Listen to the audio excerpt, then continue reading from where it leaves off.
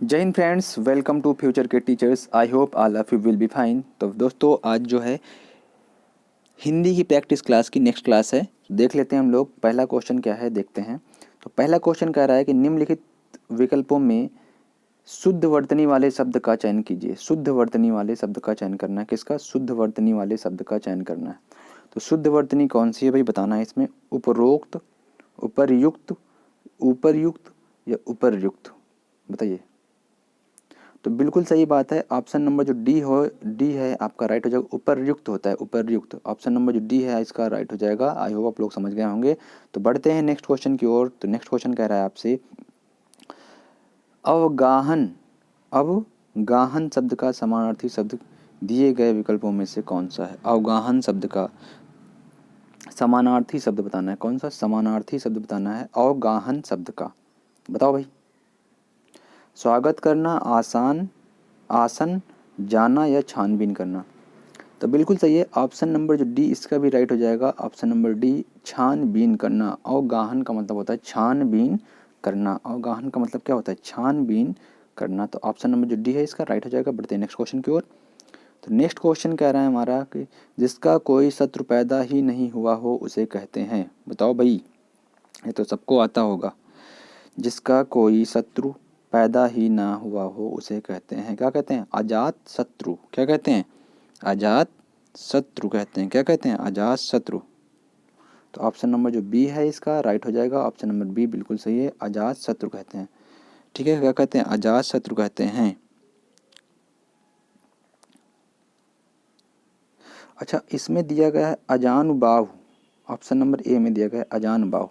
इसका क्या मतलब होता है? इसका मतलब होता है, अजानुबाहु का मतलब होता है जिसका हाथ घुटने तक पहुंचता है।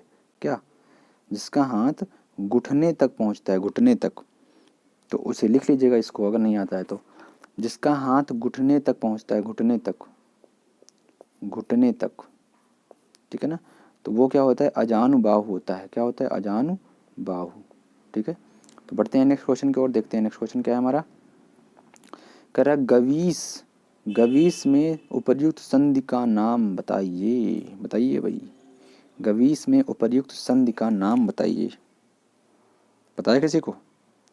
अच्छा, गवीस उपर्युक्त संधि, गवीस का संधि विच्छेद करो जरा, कौन करेगा? बताइए बताइए बताइए। इसका हो जाएगा गवीस का संधि विच्छेद होता है जो गो, वही कर पाएंगे जिनको संधि पता होगी इसमें कौन सी है। गो प्लस ईस। ठीक है, क्या होता है? गो प्लस ईस, गोधन ईस। तो गवीस का जो संधि विच्छेद होता है वो होता है गोधन ईस। तो अब बहुत लोगों को समझ में आ गया होगा इसमें कौन सी संधि होगी। बताइए भाई, कौन सी संधि होगी? जी बिल्कुल सही, ऑप्शन नंबर डी, अयादि संधि होगी। कौन सी? अयादि संधि होगी। ठीक है, क्योंकि अयाद में क्या होता है? ए, ऐ, ओ और औ अन्य स्वरों से मिलते हैं जैसे, तो वो क्या हो जाते हैं? क्या हो जाते हैं भाई बताओ? ए का ऐ हो जाता है, ऐ का आय हो जाता है, ओ का औ हो जाता है, औ का आओ हो जाता है। ये तो पढ़ा होगा ना आप लोगों ने। ठीक है ना? पढ़ा है कि नहीं पढ़ा है? हाँ बिल्कुल सही भैया। ठीक है, तो ऑप्शन नंबर जो कौन सा? डी, आयादी संधि, बिल्कुल सही। ऑप्शन नंबर जी डी है इसका सही हो जाएगा। बढ़ते हैं नेक्स्ट क्वेश्चन की ओर। तो नेक्स्ट क्वेश्चन जो है हमारा है, कह रहा है कि सत सही शब्द में समास का भेद बताइए। समास का भेद बताना है। बताइए, सत सही शब्द में समास का भेद बताइए। सत सही शब्द में समास का भेद बताइए।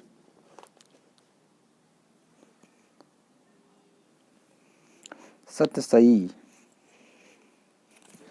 बताओ भाई कौन सा समास होगा?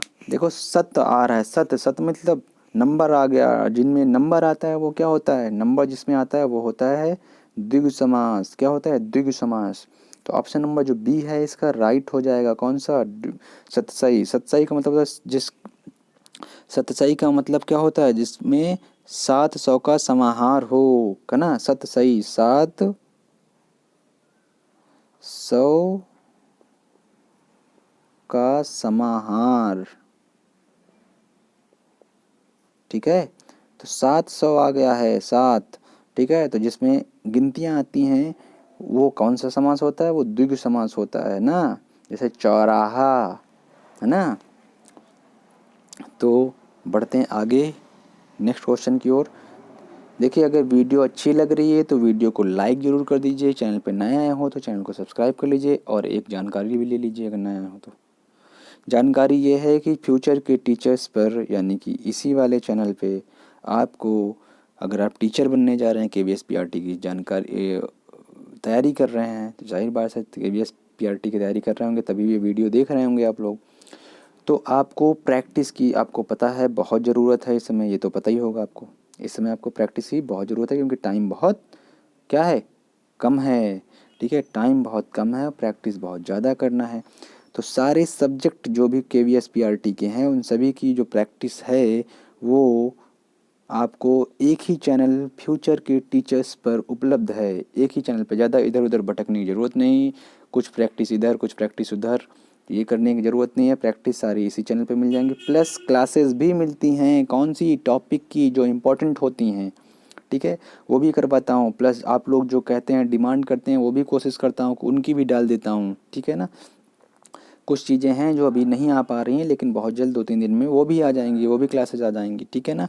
टेंशन लेने की ज़रूरत नहीं है, मस्त होके पढ़ना है, बस टाइम ज़्यादा लग दो भाई इस समय पढ़ने के लिए, क्योंकि टाइम बहुत कम है। टाइम कम है तो टाइम आपको ज़्यादा देना पड़ेगा अब, ठीक है। टाइम ज़्यादा होता तो आप टाइम कम दे सकते थे, लेकिन अभी टाइम कम है तो टाइम आपको ज़्यादा देना होगा। क्या देना होगा, ज़्यादा देना होगा, ठीक है ना। टाइम ज़्यादा दीजिए, मैक्सिमम टाइम दीजिए जितना ज़्यादा हो सके, ठीक है ना। और जितना ज़्यादा हो सके उतना ज़्यादा प्रैक्टिस करिए, जितना प्रैक्टिस करेंगे उतना ही आपके लिए परफेक्ट होगा, आपके लिए अच्छा होगा। ये तो आपने सुना होगा, practice makes the man perfect.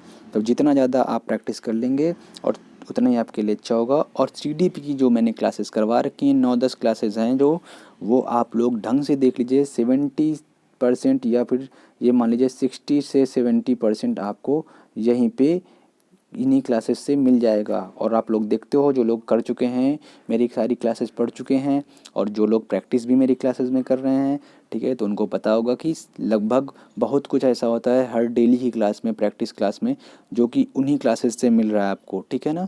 तो आप लोग ढंग से उस क्लासेस को देख लीजिए। ढंग से देखने का मतलब देखिए क्या है, देखिए बहुत लोग कहते हैं सर PDF दे दीजिए, PDF दे दीजिए। भैया PDF दे तो रहा हूँ, सब हर चीज़ की PDF दे रहा हूँ। देखिए, कुछ चीज़ों की मैं PDF जानबूझ के नहीं दे रहा हूँ, क्योंकि मुझे पता है आप PDF ले लेंगे, 1-2 बार पढ़ लेंगे, उसके बाद चलो ख़त्म। भाई वीडियो पढ़ा है, जम के देखो, क्योंकि वीडियो में मैंने समझाया है। आप वीडियो के, मैं PDF दूंगा, आप क्या करेंगे, केवल पढ़ लेंगे या फिर रट्टा मान लेंगे। और मैंने क्या किया है, वीडियो में समझाया है। टीचर क्यों ज़रूरी होता है, इसीलिए ज़रूरी होता है, ठीक है। और रही बात PDF की, वो भी मैं दे दूंगा, उसकी दिक्कत ना लीजिए आप, वो भी मैं दूंगा, टेलीग्राम चैनल पे दे दूंगा। और देता हूँ बहुत सारी PDF मैं आपको देता ही जा रहा हूँ, ठीक है। और भी जो भी अपडेट्स होती हैं, जो भी नोट्स होते हैं, जो होता है, मैं टेलीग्राम चैनल पे आपको प्रोवाइड कर देता हूँ। तो टेलीग्राम का लिंक भी जो है डिस्क्रिप्शन में, आप लोग उसको भी ज्वाइन कर लीजिए, ठीक है। तो इतना था आप लोगों के लिए जानकारी। बढ़ते हैं नेक्स्ट क्वेश्चन की ओर, ठीक है। तो नेक्स्ट क्वेश्चन क्या है आपका, क्या कह रहा है। नेक्स्ट क्वेश्चन आपसे कह रहा है कि भवन का अग्र हिस्सा अति भव्य है, रेखांकित शब्द का विलोम बताइए। तो रेखांकित कौन सा है, अग्र। अग्र का क्या बताना है, विलोम बताना है। क्या बताना है, विलोम। विलोम मीन्स उल्टा। कह दो, इतना ना बताओ, इतना तो पता है, KVS PRT की तैयारी कर रहे हैं, टीचर बनने जा रहे हैं ना। चलो कोई बात नहीं भैया, गलती हमारी है, ठीक है। तो इसका जो अग्र का विलोम क्या होगा, बहुत सारे लोगों को पता है, क्या होगा, पश्च होगा। अरे कुछ लोग कह रहे हैं नहीं भैया, अग्र का विलोम पीछे होगा। जी बिल्कुल भाई, पीछे भी होगा, लेकिन ये संस्कृत में पूछा गया है तो आपको संस्कृत ही तत्सम रूप है, ठीक है। अगर ये फर्स्ट चिन्ह होता तब आप पीछे लगा सकते थे, ठीक है ना। लेकिन अभी पश्च है तो आपको किस में लगाना है, बी में लगाना है, पश्च में, ठीक है। अग्र का विलोम पश्च। अगर पश्च ना होता तब आप पीछे लगाते, तो ऑप्शन नंबर बी जो है इसका राइट हो जाएगा। आई होप आप लोग समझ गए होंगे। तो बढ़ते हैं नेक्स्ट क्वेश्चन की ओर। तो नेक्स्ट क्वेश्चन क्या है आपका, नेक्स्ट क्वेश्चन कह रहा है, गोद में छोरा शहर भर में ढिंढोरा। अरे वाह, बताओ भाई, गोद में छोरा और शहर भर में ढिंढोरा, क्या बात है। बताइए भाई, मुहावरे का सही अर्थ बताना है। तो बताइए भाई, मुहावरे का सही अर्थ कौन सा हो जाएगा? मुहावरे का सही अर्थ कौन सा हो जाएगा? गोद में छोरा, शहर में ढिंढोरा। बताइए, मतलब सही बात है, बिल्कुल सही, ऑप्शन नंबर सी, पास में वस्तु रहते हुए चारों ओर खोजना। पास में वस्तु रहते हुए चारों ओर खोजना, ऑप्शन नंबर जो सी है इसका राइट हो जाएगा। नेक्स्ट पढ़ते हैं हम लोग। तो नेक्स्ट क्वेश्चन जो है हमारा क्या कह रहा है? बताइए भाई, निम्न निम्न शब्द में प्रयुक्त सही उपसर्ग का चयन कीजिए। उपसर्ग बताना है भैया, उपसर्ग क्या बताना है? उपसर्ग मैं लगभग 4-5 क्लासेस में बता चुका हूँ उपसर्ग और प्रत्यय क्या होता है। तो आज फिर सुन लीजिए, कोई एक शब्द होता है, उसके आगे जब जुड़ता है कोई अन्य शब्द, ठीक है, उसको कहते हैं उपसर्ग। इंग्लिश में जो होते हैं प्रीफिक्स और सफिक्स, ठीक है, इसमें हिंदी में होते हैं उपसर्ग और प्रत्यय, तो उसको कहते हैं उपसर्ग, ठीक है। और जब कोई एक शब्द होता है उसमें पीछे कोई अन्य शब्द जुड़ जाता है, तो इस शब्द इसको क्या कहते हैं? इसको कहते हैं प्रत्यय। क्या कहते हैं? प्रत्यय कहते हैं। तो ठीक है, आई होप आप लोग समझ रहे होंगे मैं क्या बता रहा हूँ। तो इतना तो आप लोगों को पता ही होगा, जिनको नहीं पता है वो पता उनको चल गया होगा। तो बताइए भाई, शब्द है आपका उत्कीर्ण। कौन सा शब्द है? उत्कीर्ण शब्द है। बताइए, उत्कीर्ण शब्द में कौन सा प्रत्यय हो जाएगा? उत्कीर्ण शब्द में बिल्कुल सही, बहुत लोग कह रहे हैं बी, ऑप्शन नंबर बी, ठीक है, ऑप्शन नंबर बी बिल्कुल सही है, बिल्कुल राइट आंसर नहीं होगा। ऑप्शन नंबर ए आपका राइट हो जाएगा। कौन सा? ऑप्शन नंबर ए, उत शब्द का, उत्कीर्ण का उपसर्ग जो होगा वो उत होगा। क्या होगा? उत होगा। ये उद लिखा है, उद नहीं होता है, उत होता है, ठीक है। तो ऑप्शन नंबर ए इसका राइट हो जाएगा। बढ़ते हैं नेक्स्ट क्वेश्चन की ओर। तो नेक्स्ट क्वेश्चन क्या कह रहा है आपसे? तो नेक्स्ट क्वेश्चन कह रहा है, देव प्रसन्न होकर मनुष्य को वर देते हैं। देव प्रसन्न होकर किसको वर देते हैं? मनुष्य को, ठीक। देव मतलब ईश्वर, भगवान, ठीक है। वाक्य में प्रयुक्त देव शब्द का बहुवचन बताना है भाई। क्या बताना है? देव शब्द का बहुवचन बताना है भाई, ठीक है। देव शब्द का बहुवचन बताइए, बहुवचन बताइए, किसको किसको आता है बताइए, कमेंट करिए भाई। देव शब्द का बहुवचन क्या होता है? बिल्कुल सही जात है, देव शब्द का बहुवचन होता है, क्या होता है? देव जन, है ना। देव जन नहीं भाई, गलत, देव लोग होता है ना, नहीं भाई ये भी गलत। ऑप्शन नंबर ए राइट हो जाएगा। देवगढ़ होता है। क्या होता है? देवगढ़ होता है, देवगढ़, क्या? देवगढ़, ऑप्शन नंबर ए इसका राइट हो जाएगा। आई होप आप लोग समझ गए होंगे। तो नेक्स्ट देखते हैं। आज थोड़ा पढ़ाने का मूड मेरा अलग हो गया है। आई होप आप लोग सोच रहे होंगे कि भैया क्या हो गया आज सर को। तो भैया हुआ कुछ नहीं है, बस मूड अलग हो गया है, तो इसलिए आज ऐसे पढ़ा दे रहे हैं, नहीं तो ज़्यादातर सीरियस होकर पढ़ाता हूँ। सीरियस तो अभी भी हूँ वैसे, लेकिन थोड़ा मस्ती के मोड में पढ़ा रहा हूँ आज। तो कह रहा है को, नेक्स्ट क्वेश्चन क्या कह रहा है? को किस कारक की विभक्ति है? बताइए। कर्ता ने कर्म को करण से, है ना। बताइए भाई, किसको किसको आता है विभक्तियाँ, किसको किसको आती हैं? बताइए, को किसका, किस कारक की विभक्ति है? को कर्ता ने कर्म को, किसको? कर्म को। ऑप्शन नंबर डी राइट हो जाएगा। कौन सा? ऑप्शन नंबर डी, कर्ता ने कर्म को, ठीक है। तो इसका आंसर जो हो गया डी हो गया। तो आई होप आप लोगों को क्लास समझ में आ गई होगी, और मिलते हैं नेक्स्ट वीडियो में। तब तक के लिए बाय बाय, टेक केयर। आज के लिए इतना ही, ठीक है। जय हिंद।